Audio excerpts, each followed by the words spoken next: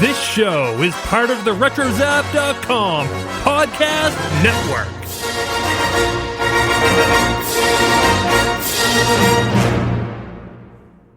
And welcome to episode 14 of the Animanicast.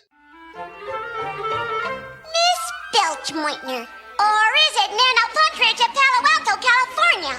No! Oh. I'm done.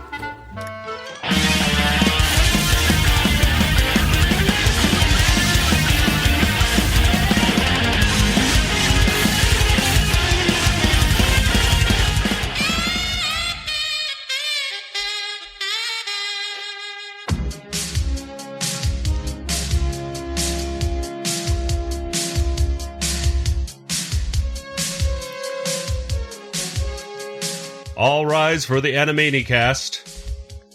For your presiding judges, Nathan. Yes, I am present. And the Honorable Judge Kelly. Hello. I'm playing, of course, and yes, and I'm the bailiff, Joey. Bailiff Joey, I'm sorry, what? you may be excused. Oh, we don't need you anymore. Oh, okay. Get out of here. Okay, good night, everybody. Actually, please come back. Oh, okay, I'm back. So, yes, we are going to be talking about... Well, first of all, let me talk about what's going on. The music is throwing me off, ladies and gentlemen. Because this is not our normal theme song.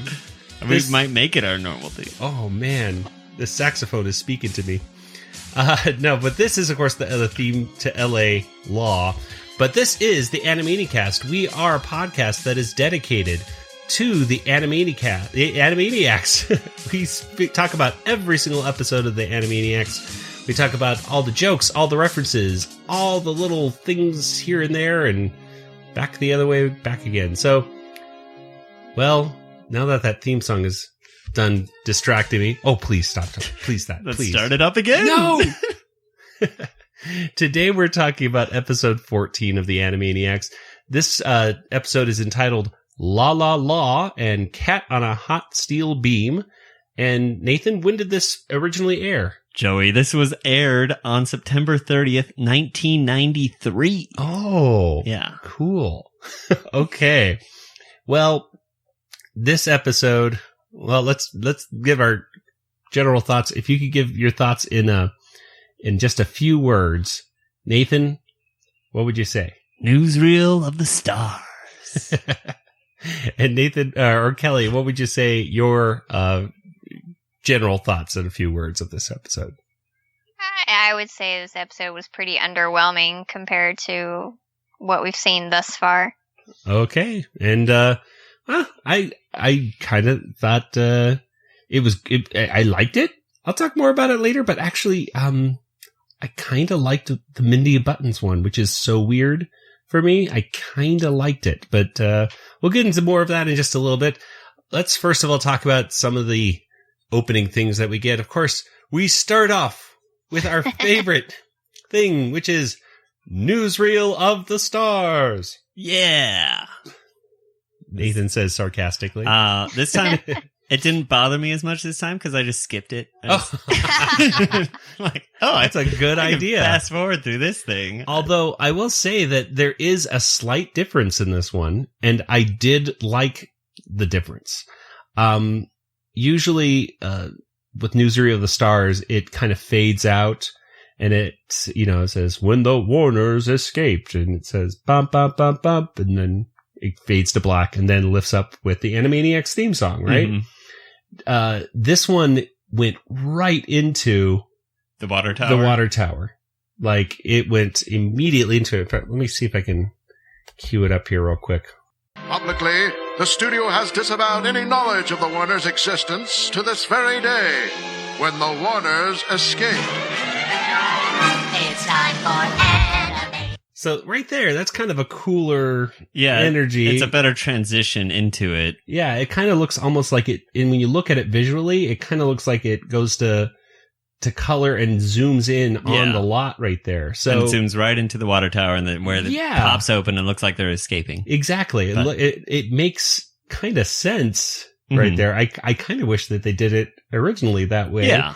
And I kind of wish that they did it just once or twice and kind of stopped by now. But again, we are in the first season, and I had to tell myself, so we're in the 15th episode, right? No, 14. So we're 1, 2, 3 weeks in, right? 5 episodes a week. Yeah. So we're in the third week. It's still early enough that people are kind of catching this show and they don't really know what it's about. This is, of course, before Netflix, before people had access to Hulu and... Oh, yeah, you miss these episodes and you don't see it again until halfway through the year when they start showing the reruns and everything. So, I mean, I understand it. By today's standards, we're kind of like, give me a break, get rid of it. But at least this one for me, it had a little bit more energy. And, I didn't really pay that much attention at the beginning anymore. So you could skip it, or like Nathan, or you could be like me and try to find little tiny things that are different, like that little difference right there, which is kind of cool. And of course, at the beginning was, here's the show's namey again. Here's the show's namey. Which I've lost count at how many times we've heard that one. It's well over half now. Yes. So it's over 7. Yes. Well, let's get right into the episode here. Before we get into our major segments, we have our first premiere of one of, I guess you could we have the Randy Beeman Kid, right? We have Good Idea, Bad Idea, which we have not yet seen. Oh boy. In our run, at least here. Yeah, we saw him in Goodnight Moon. It's the only... Right. We did see Mr. Skullhead in that, but we did not see any Good Idea, Bad Idea segments yet. But this is our first mime time. It's mime time. And which is the same voice. Tom Bodett is doing the voice of, the mime, time introduction. Mm-hmm. Let's go over what happens to the mime. At the beginning. There's 3 segments. There's 3 segments that go right, in between each segment. So, between each cartoon. The first time he's trapped in an imaginary box, and then a safe falls on him. So he's trapped in a real box, I guess. I guess so. Somehow. Second time is he's pulling an imaginary rope. Well, actually, I think, no, the second time was a football, right? Yeah, second football. Time was he was throwing an imaginary football, and then the mime gets tackled by a football team out of nowhere. That's my favorite one. and then the third one, he pulls on an imaginary rope, and then apparently it's squished. He gets it's attached to a sandbag, a giant, 2-ton sandbag, which comes out of nowhere and crushes him at the end. Yeah. And of course, each one ends with the end. What do you guys thought? What are you guys' thoughts about Mime Time? This is our first adventure with the mime. Kelly, what do you think? I like Mime Time. It's cute and quick and, little short, funny segments. I've always liked Tom Bodett's voice. Mm-hmm. I know him a lot now from, he's on the NPR show, Wait, Wait, Don't Tell Me. I heard him on there a few times, but of course he's like the Motel 6 guy. I'm Tom Bodett from Motel 6, and we'll leave the light on for you. I just like how monotone and just almost nonchalant his voice is, compared to the craziness that happens with Mime Time and everything. Nathan, what about you? What about Mime Time? I always enjoy it. I mean, it's just a nice, it adds to the episode, I would say. It never deteriorates from it, or whatever. I just like learning how to do mime moves, because really, you can look at it and be like, oh, that's how you look like you're trapped in a box, and you want to act like you're pulling a rope. Usually it's really simple, but, Maybe. So it's educational. Exactly. Yeah, this is where they got that educational. Every show had to be a little bit educational. This is where they got theirs from. I don't know about you, but do you guys think it seems like the Mime Time segments kind of date the show a little bit. I think it might be just my imagination, but as a kid, I think that mimes were kind of made fun of more than they are today, even though I to the point where I would see them on sitcoms and stuff like that, a mime, and even though I've never seen a mime in person, I don't think. But yeah, to me, I got to be honest, guys, the jokes on Mime Time, they didn't make me laugh. They didn't. I don't know. ha funny. They're like, uh-oh funny. Well, I knew what was going. I knew what was going. I knew it was just like, I remember like Mime Time. Oh yeah, Mime Time, where something falls on him. And then each time it was just like he did something. And I guess I just wish that there was a little bit more to it than what I remember when I was a kid. Yeah. It's nothing different. There's no deep meaning to it. Well, I wish there was a little, I don't know, just something different, but that's me. Anyway, so when it comes to me, Mime Time, it doesn't last. It doesn't live up to its potential as it did when I was a little kid. That's just my opinion. But anyway, we're going to get to 2 segments right now. So moving on to our first segment.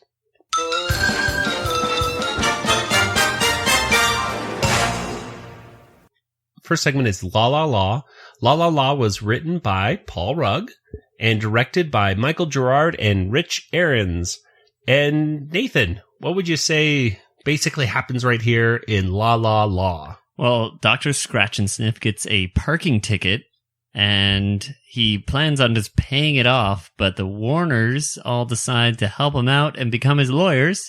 So we start a show called Warner Law, I believe, and they end up getting him out of the parking ticket through some shenanigans.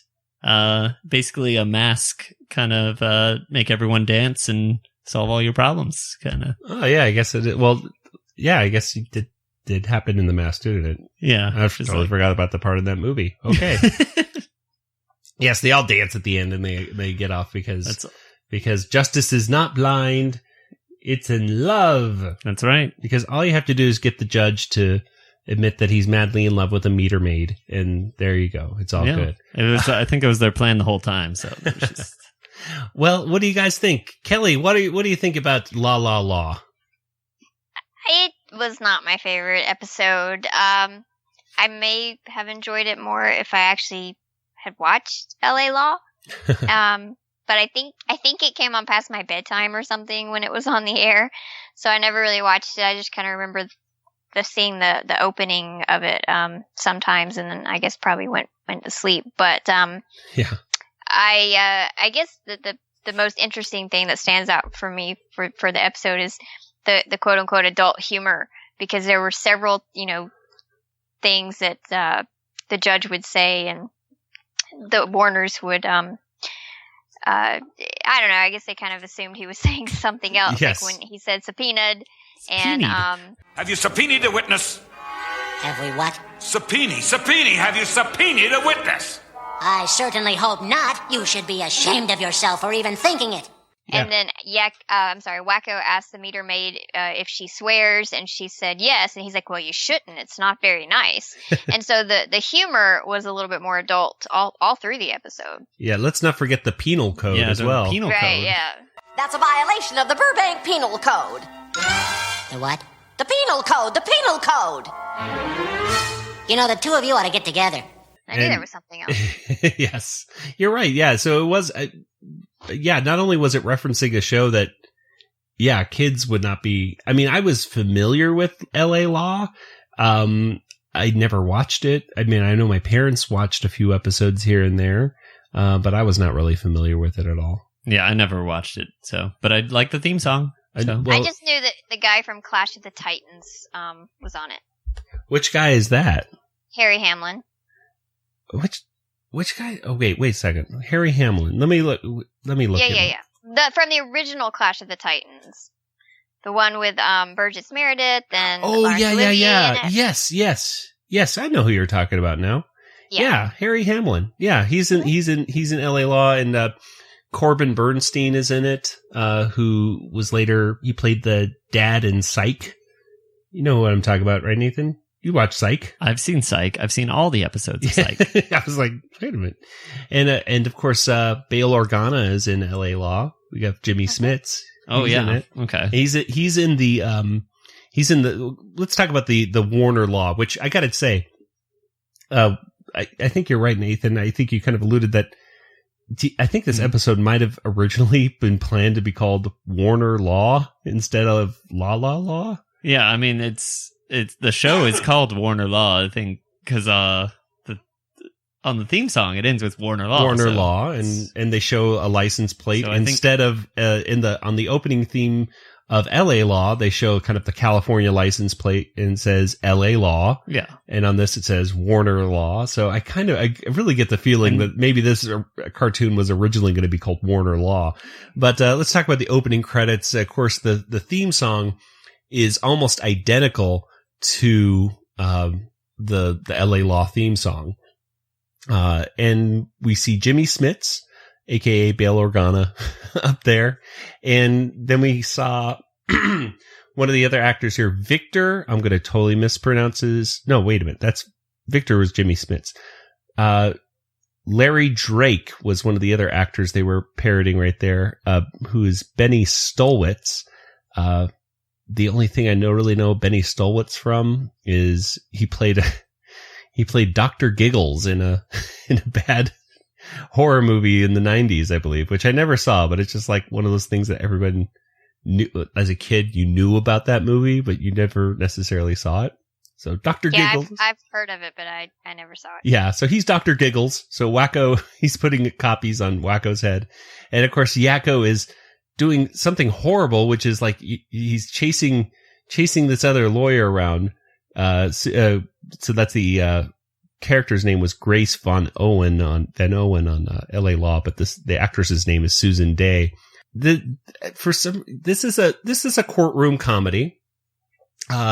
I kept thinking of Ghostbusters 2 in my head when I was watching this episode. Yeah, short but pointless. That's the best courtroom scene for me. Is Ghostbusters 2. Yeah, it's my favorite part of the movie too. Really? I think so. I just love that like long speech he gives about being trapped in the elevator. Just like, Your Honor, ladies and gentlemen of the audience, I don't think it's fair to call my clients frauds. Okay, so the blackout was a big problem for everybody, okay? I was stuck in an elevator for 2 hours and I had to make the whole time. But I don't blame them, because one time I turned into a dog and they helped me. Thank you.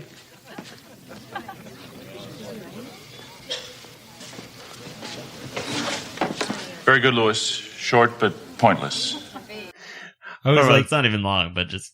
I always like when Peter Venkman is leading Louis to ask him or to answer things, like he's leading the witness. Yeah, he's whispering. He's leading the lawyer into asking the right question. Yes.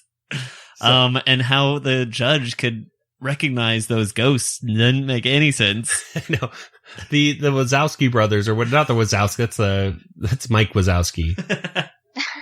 Oh, what are they called? It's going to drive me nuts. Oh my God, the Scoleri brothers! But yes, he looks at two Muppety looking brothers, and he goes, "Oh, it's them!" And it was like, wait a minute, how did you realize that's them? They look nothing like a human, but whatever. I guess there's only two people that you could have possibly sent to the electric chair at the same time. Must be them. Let's talk about some of the people that are in the background in this.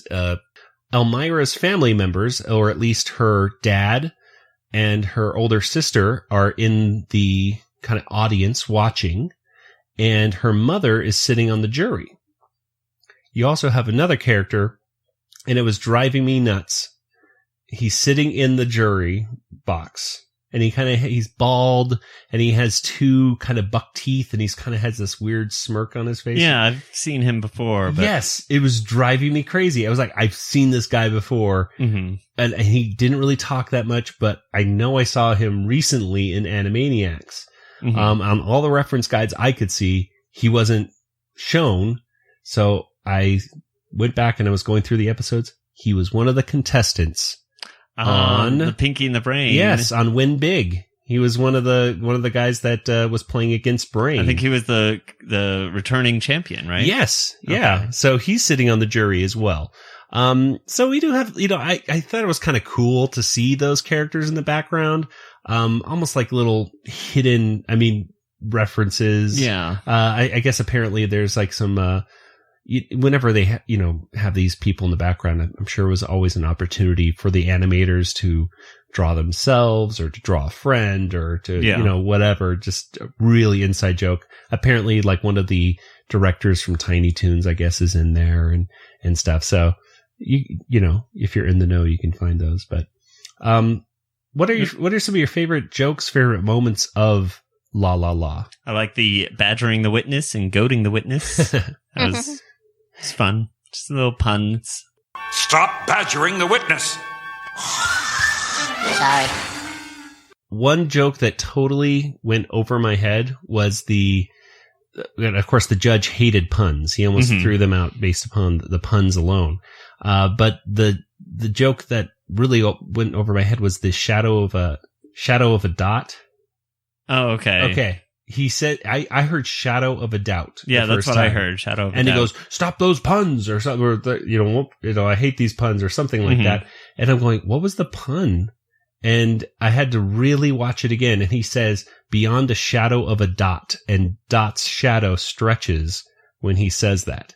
We'll prove that Dr. Scratchansniff is innocent beyond a shadow of a dot. I hate puns.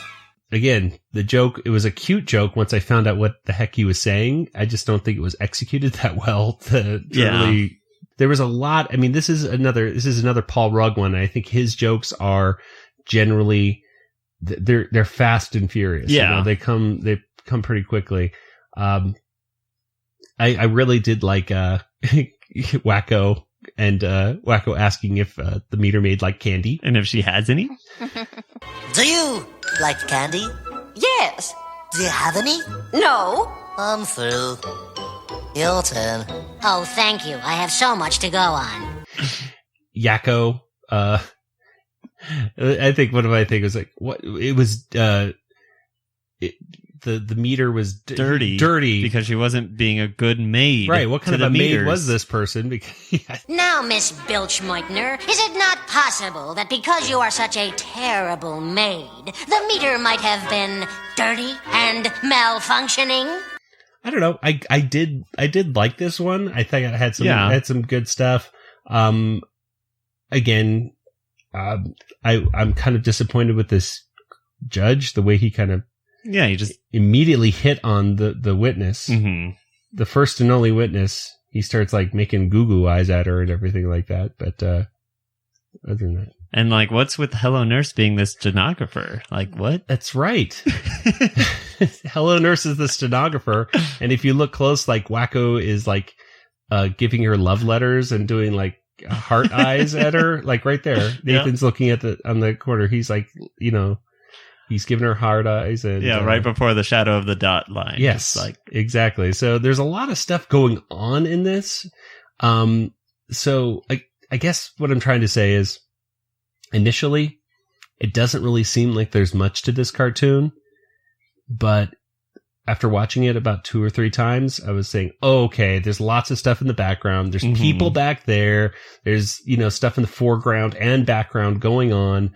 And I appreciated it more when I started, seeing all of that stuff going on. Yeah, I just wish we found out what happened with the meter. Like, he put money in it, apparently. Was it broken? Did he just not put enough money in it? Did he put it in the wrong meter? I don't know. We'll never know. And how did he get that couch home in the first place? Because that's the thing. Dr. Scratchansniff was going to the psychiatrist store, where you could get a psychiatrist couch, and they had a sale on goatees. Yeah, you could buy a goatee, I guess. So that's what it's the supply chain in Burbank right there. So yes, yeah. Any other thoughts, guys? Nope. All right. It just was not my favorite. Okay. Okay, before we go to segment 2, here is a commercial for Put a Brain in the White House. It's another election year, so stand and give a cheer for a presidential candidate that's new. He's the rodent that we need, and he's here to take the lead for mom and apple pie, so what do? Yes! We put the right mouse into the White House, 'cause he's qualified, my friend, to rule the world. He'll cut the tax, he'll save the trees. He'll reduce the price of cheese. He's a fighting son of a gun, and when it all is said and done, they'll agree in both the Senate and the House that the best man for the job is a mouse. A brain is a terrible thing to waste. This has been a political announcement for the campaign to put a brain in the White House.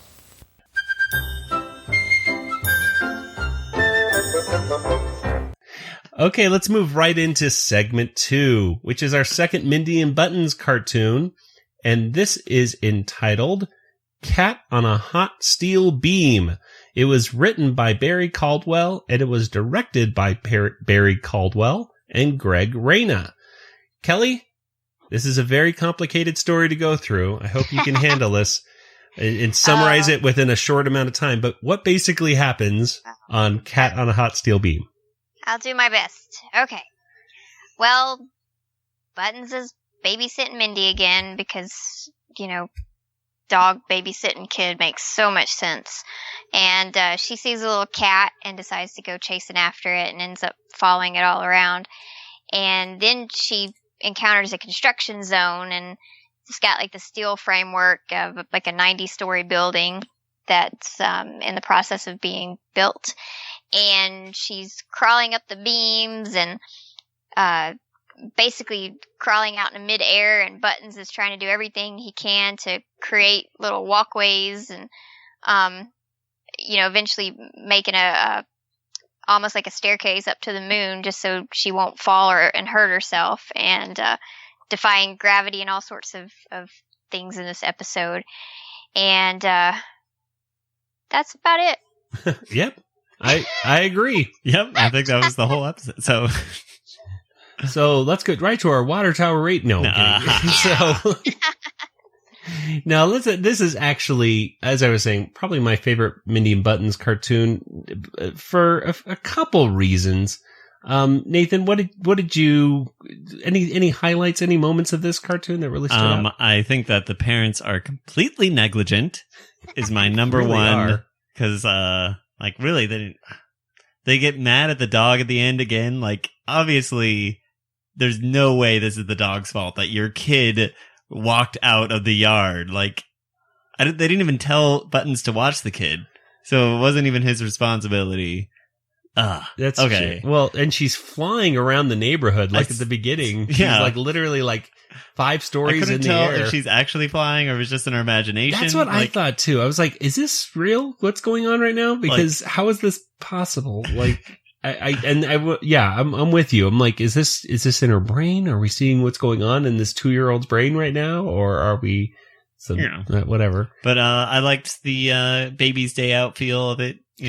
See, that's a good. Have you ever seen Baby's Day Out, Kelly? No. That is a good movie. I mean, that came. Well, I don't want to say it's a good movie. No. I will go on record. I haven't seen it for 10 years, but I do remember not thinking it was going to be that good, and actually really did like that movie. Which is, but I would say it's a good, not good movie. It's for a movie that's not good. It's really good. Yeah. How about that? But, yeah, exactly. Sure. Yeah. But, so Nathan, any particular, other than the parents being horrible? I mean, the mom can't even figure out how to use a toaster. I know. And this is how horrible these parents are. I was pretty sure she's drinking a beer, even though it says soda. I'm pretty, what soda is called soda? Was reported to be on the 90th floor of this building under construction. Isn't that Buttons? Oh my goodness! That's Mindy!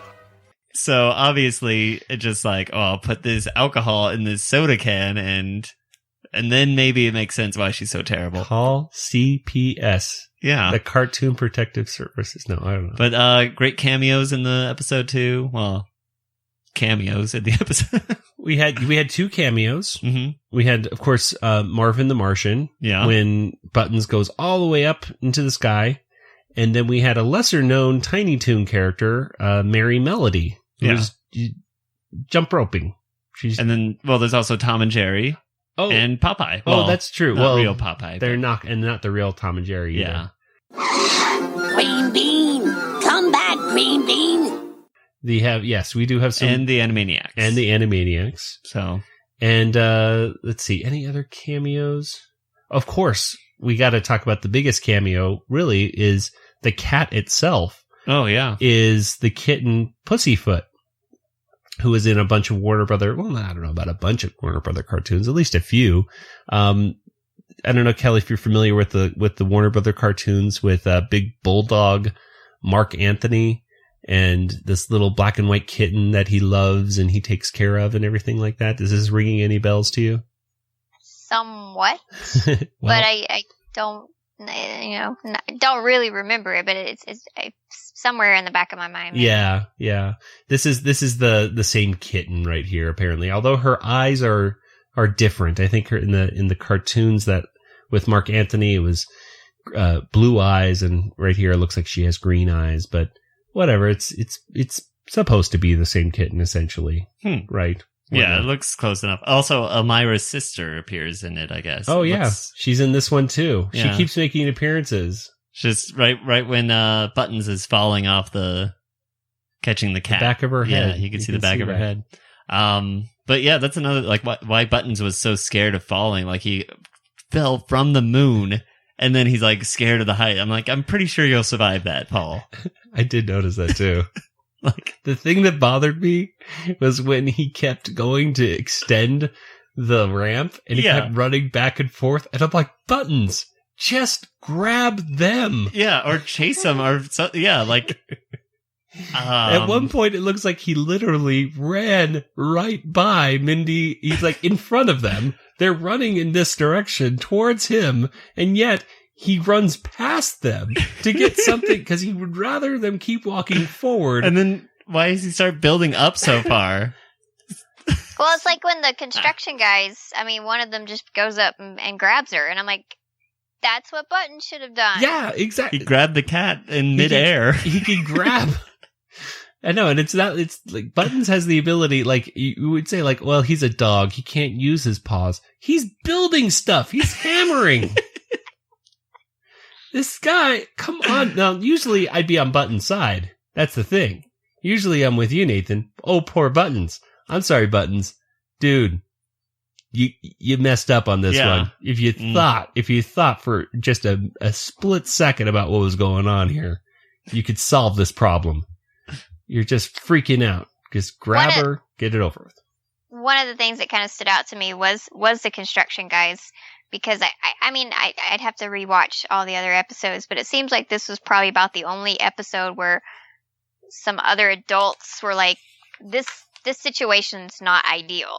There's something not quite right here. Like There's a kid on the beam on the 90th floor. Hello, we need to call the police. Yes. Cute kid. Yeah. Cute kid up here? I know. Yeah, they were probably in the first time in Animaniacs where any characters were responsible. Yeah.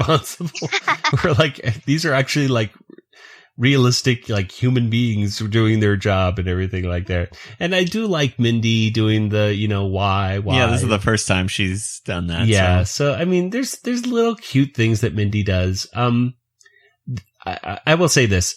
The thing I liked about this cartoon that, at least until further notice, this may be my favorite Mindy and Buttons cartoon. Because out of two, I might say of all the other ones that we watch, for just the simple fact that this cartoon was self-aware. It was aware that this is something that has gone on over and over and over again. Yes, we know, ladies and gentlemen, that this has been in cartoons before. And we're going to show you, yes, it's happened in Tom and Jerry. Yes, it's happened in Popeye, and countless other ones, I'm sure. Mm-hmm. But that's okay. We're going to do the construction episode, so everyone just be cool with it. We know it's been done before, and I liked that. I thought that was cool. Yeah.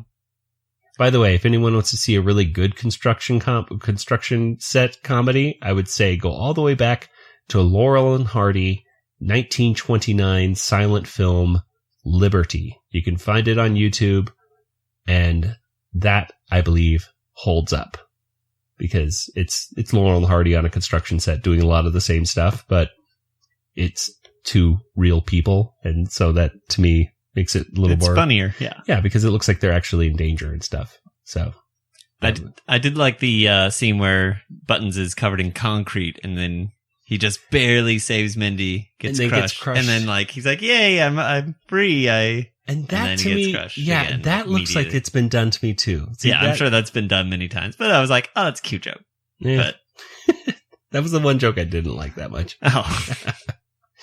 Oh, Kelly, what do you think? Okay, we're gonna get to the water tower rating in just a few moments, but any moments in this second cartoon here that you appreciated, you liked, anything like that?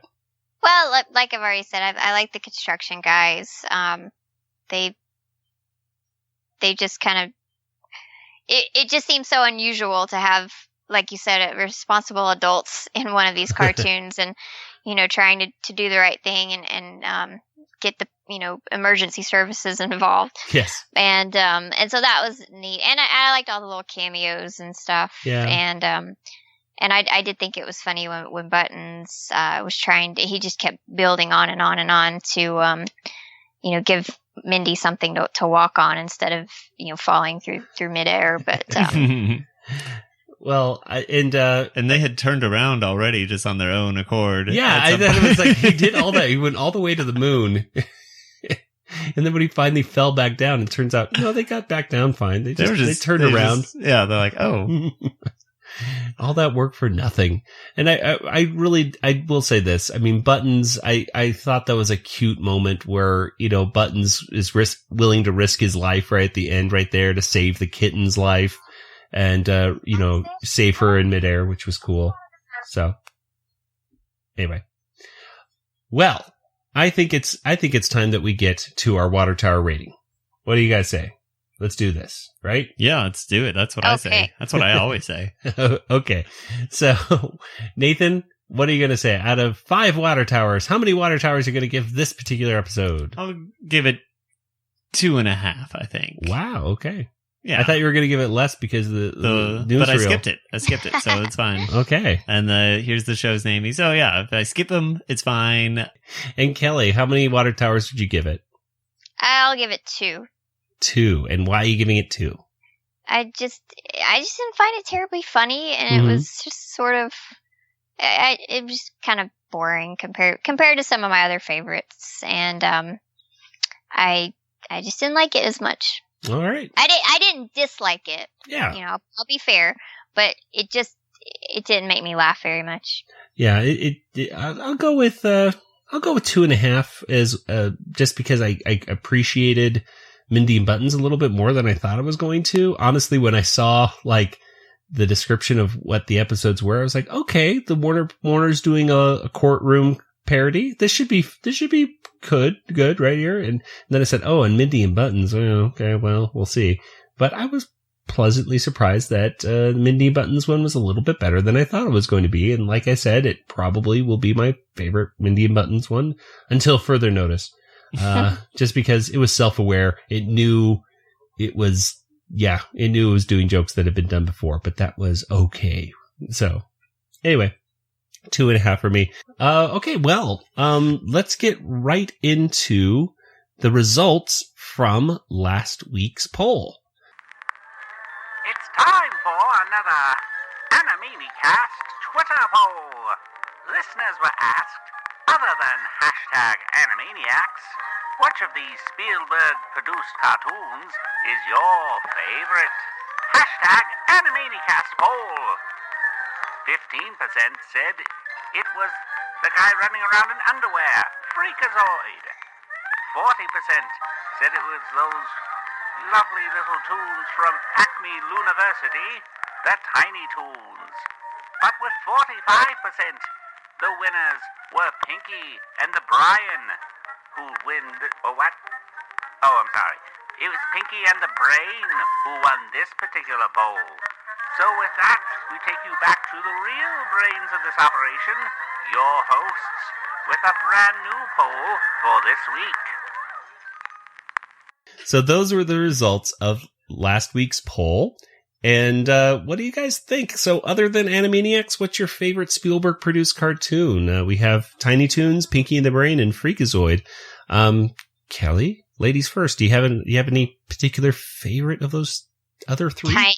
Tiny Toons. I used to always watch Tiny Toons just before Animaniacs. Yeah, and they were still being shown in reruns at this point for quite a while. So this was, back in the early 90s, you could definitely still watch Tiny Toons at this point quite often. So, and in fact, I think for me, I think they usually ran them back to back usually. Yeah, they did for me too. Yeah, so it'd be like, 4:00 you watch the Animaniacs, but 3:30 would be Tiny Toons or something like that. So it was a good combo. And thanks to Tiny Toons, I learned who They Might Be Giants were. Exactly. Yes. And so did I. And so should everyone else learn who They Might Be Giants are. In fact, They Might Be Giants, they're my favorite group. And kids go, they always say, well, what's They Might Be Giants? I go, well, do you know Mickey Mouse Clubhouse? And they go, yeah. Do you know the hot dog, hot diggity dog? They're like, yeah. It's like, yeah, they sang that. They're like, you listen to them? Like, well, never mind.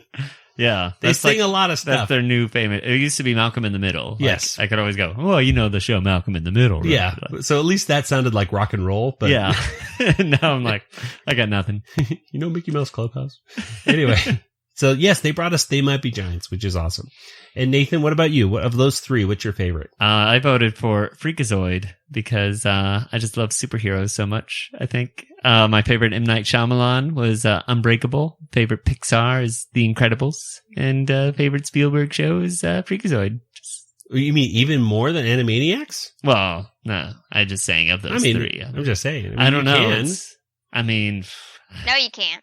No, I can't. I'll say Animaniacs is my favorite, but of those three, I think I was also just so young for Tiny Toons that it's hard for me to remember it as much. Yeah, that's true. You were pretty young. Thanks for reminding me how old I am.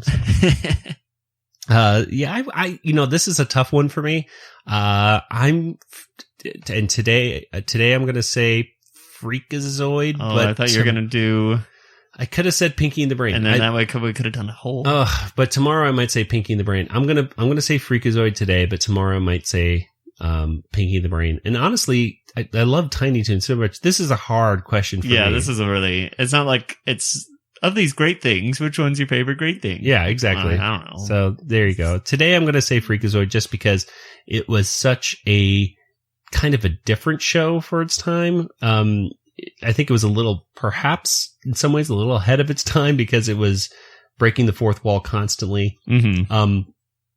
And I liked superhero stuff. This was a Freakazoid and the show The Tick were running at about the same time. And I always preferred Freakazoid because it was more exciting. They might be bringing back The Tick. I saw the pilot. I saw the pilot too, so who knows? But they just need to bring back Freakazoid, Animaniacs, Tiny Toons, and all that stuff, and then I'll be happy. So anyway, so that's that. And let's get on to this week's poll. Nathan, why don't you go ahead and tell us what is this week's poll question? Okay, this week we have to figure out, as a group, united across the country, we need to figure out what our favorite Studio Lot character is. All right. So we're going to need your help, people. We're going to need to figure out whether it's Ralph, which, the security guard. He's funny. There's Dr. Scratchansniff. He's also funny. He's a psychiatrist, though. I mean, you know who these people are. There's Hello Nurse and Mr. Plotz, too. So, so we're trying to figure out who is who's your favorite. Yeah. And as a country, who is our favorite, or the world? I would say the world. We are broadcast internet wise worldwide. Yeah, we are not simply in North America. We need to compare our results to other planets. So it's very important. Okay, so for Earth, which of these is the best Studio Lot character? Ralph, Scratchansniff, Hello Nurse, Plotz. Okay, sounds good. Let's wrap things up real quick then, and let's call it a night. What are some ways that people can get in contact with us? Well, we have many different ways. That's a good question that you asked yourself. I know. I'm talking to my other personalities. Give me a sec. Well, Nathan, I'll ask you this question. Oh, okay. Nathan, what's a way that people can get in contact with us? You got me. How about Facebook? Or how about Twitter? Yes, we're on both of them. Facebook.com Facebook.com/Animanicast and Twitter.com/Animanicast. Can they email us? They can email us. They can email us at Animanicast@RetroZap.com. Okay, that's good. They can find us individually, probably, like on Twitter. Yes, they can. Okay. Yes, they can. I know that. What, Nathan? Where are you on Twitter? Well, it's easy to remember. It's Django FT, of course. Okay. It's Django FT. That's me. And Kelly, what about you? Where can people find you on Twitter? I'm Yoda Princess, YODAPRNCSS at Twitter, or Kelly, KELLY at BigShinyRobot.com. Okay, and of course we have lots of stuff going on over at the Facebook and over at the Twitters. And, if you're looking for other great podcasts to listen to, well, why not head on over to RetroZap.com. You'll be able to find tons of other podcasts. You'll get Brews and Blasters, Blah Blah the Hut, Techno Retro Dad, Skywalking Through Neverland, the ArgCast, Starship Sabers and Scoundrels, Trade Federation, so many more. So check them out. And that'll pretty much do it for this episode. Next episode, what are we going to be doing? We're going to be talking about an episode that's truly, I think, out of this world. I would say both segments are. Yeah, pretty out of this world. Okay, well, with that, for Nathan and Kelly, this is Joey saying good night, everybody. Good night. Good night. This podcast is not endorsed by Warner Brothers or Amblin Entertainment and is intended for entertainment and information purposes only. Animaniacs, the Warner Brothers logo, all names, pictures, and sounds of the Animaniacs characters or any other Animaniacs-related items are registered trademarks and or copyrights of Warner Brothers, Amblin Entertainment, or their respective trademark and copyright holders. All original content of this podcast is the intellectual property of the Animanicast unless otherwise indicated. Now see here, I've had just about enough of this folderol. Folderol, foldery.